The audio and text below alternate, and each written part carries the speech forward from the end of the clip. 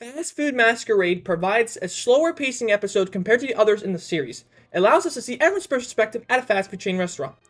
You have the manager, you have the one who is high due to the stupid sauce, one that just began their job, one who cannot leave their job since they need the money, and the one who works because they know they have to, while also keeping the comedy development for Gangle into the loop throughout the episode. Hello my ninjas, welcome back. Today's video I'll be reviewing episode 4 of the amazing digital circus, Fast Food Masquerade. I'll be going over the plot, the characters, Gangle's development, and how it relates to Spudsies, and the story, as well as the episode, the humor, and the pacing of this episode, and all the miscellaneous in between if I need to mention about it. I'll be showing off this episode as my video background, so if you have not watched it, consider this section a spoiler warning. You can watch the video on Netflix or YouTube via Glitch Productions. The video, the channel, and the playlist for Amazing Digital Circus will all be in the description down below. All credit goes to Glitch Productions for making this incredible series. And also, the background music is from episode 1, the pilot, because obviously this just came out yesterday, and episode 4 soundtrack is obviously not out. Heck, episode 2 soundtrack just released 7 months ago, so don't be surprised if you hear, like, it's off-putting, alright? Leave me alone! Without further ado, let's cook up the burgers, put that stupid sauce on, and order up as we head to Spudsies. Throughout the episode, we see little plot points shown throughout the episode. It was one big plot with Gangle, and then little storylines between the characters or other characters interacting towards each other. Pomni's storyline was seeing Gummy Goo. We see that she gets shocked at seeing them, and notices that Gummy Goo doesn't remember her. Which makes sense, because at the end of the Candy Carrier Chaos, Kane returns Gummy Goo back to his world, and because of this, he doesn't remember. You have to also understand, these are also NPCs. So their memories are kind of going to be wiped. They're not going to remember everything. We see his interaction when we cut to Gummy Goo talking to his gang about kids' toys, and then Pomni sneaking up. She wasn't expecting Gummy Goo to be there in the first place, so she felt kind of off about it. They had a friendship going in the second episode, so why wouldn't Gummy Goo remember her? Before they left, though, Pomni went up to Gummy Goo and said, Hey, I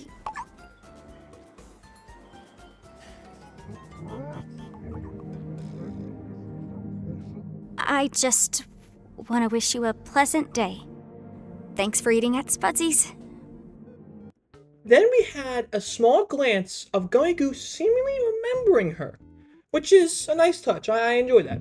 It shows that the NPCs can in fact remember their past memories. Other than Pomni and Gummy Goo, Pomni wasn't really in any other important sections. The other big one was Pomni and Gangle outside and inside. Pomni tried to comfort Gangle since she was sad and didn't really enjoy it, and it felt like she was letting everyone down. And then she mentioned Ragatha, and then proceeded to be happy all of a sudden and walk back inside. Pomni also took the closing shift so Gangle could just head out and relax. Pomni provided more comfort surrounding Gangle from feeling down and forcing everyone to work, showing that it is okay. Not everyone can be happy and sunshine and rainbows. Which helped Gangle a lot, since she was nearly abstracting multiple times in the episode, and Pomni came in and saved her. I'll also mention about Zubl later.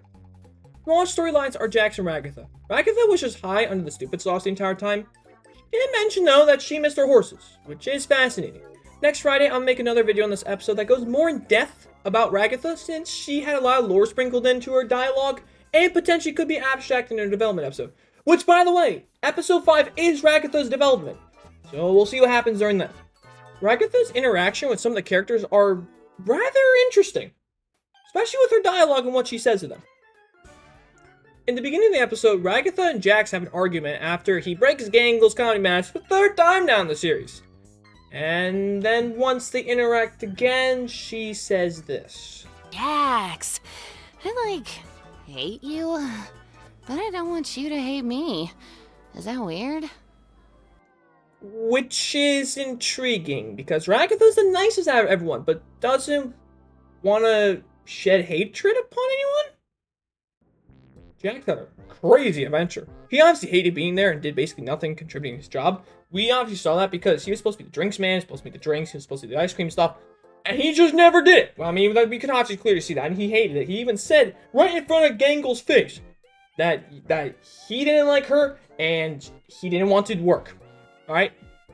He then got sent to a fucking box from, I don't know, these hands? Where do these hands even come from? That's first things first. Where do these hands even come from? I have no clue. And he got tortured in this literal box. And a Gangle VHS tape just said to be happy. It was literally just Gangle trying to make Jax happy and be pleased with herself. Like, what? We're just gonna do that to Jax now? I mean, I never knew Gangle can be that crazy at times. I swear, it was the mask. Anyway, Jax and Ragatha's storyline wasn't a lot, but it had cool and funny moments in between. That's a nice sprinkle of lore for Ragatha there. Yinger! Wait a minute. He wasn't in the fucking episode because he saw that! Damn it, we go to works, I hate you! Fuck, man! Okay, now time for Zubl. Zubl was already pissed off at being forced to go on the adventure, so she really just did her job. Cooking and flipping the burgers. She didn't want to piss off Kane and see what he would do to her, so she just cooked like it was her job. Zubl did help Ragatha in the last hour of her shift, and brought her home because, you know, she got stupid sauce. After the adventure, Zubl saw Gangle far away from the gang. She asked why she was out there and confronted Gangle, saying she liked Gangle's drawing and enjoyed her being there, which is what Gangle really needed at the time. She was down because everyone was hating her and she needed someone to comfort her in these times, which is what Zubl did, and she really appreciated it. Now, time to talk about the main character, Gangle. Gangle was appointed as the manager. She was to keep everyone on their feet and do their job. However, we slowly saw Gangle go deeper and deeper into madness and very closely abstracted throughout the episode. If it wasn't for Pomni and Zubl, she would have absolutely been abstracted. Gangle throughout the episode mentioned about her passion of drawing, like being an artist. But the problem is that no one really cared about it, and no one really appreciated it. She had this huge role in keeping everyone on task, but you can't do that when everyone doesn't really care. It hurts. Even hurt her. Nearly to the point where she questioned her sanity. If it wasn't for the clock that Jax mentioned that was broken, or Zubl and Pomni, it would be it for her. She would have absolutely been abstracted. But she kept it in, she pulled through, and she finished it. And no, the truck didn't finish it. It was just her being stupid and just her flying out of control, basically, alright? Good thing she went back to normal, though. And good thing she actually stood up for herself and actually took the blame, which is actually pretty nice. I actually like that, how she accepted that it was her fault anyways and didn't let someone else take account for it. I like that actually a lot. What Zubl did at the end of the episode was wholesome. I also liked how Zubl was the person who developed Gangle into a better person, or well, appreciated it. It was showing that someone cares about your passions, even if you don't know, and that is okay. You just need to keep doing what you're doing. Do what your passion is. Keep going. It doesn't matter. And that's what Gangle needed. Someone to appreciate her artwork, her drawings. And that made her happy, and it felt like she belonged in the group. Everyone has that one person that doesn't feel they belong in the group. And what they needed was someone to come up to them and tell them that they are appreciative of what they do as their passions. Whether it's drawing, designing video games, making videos, doing whatever. And appreciate what they do.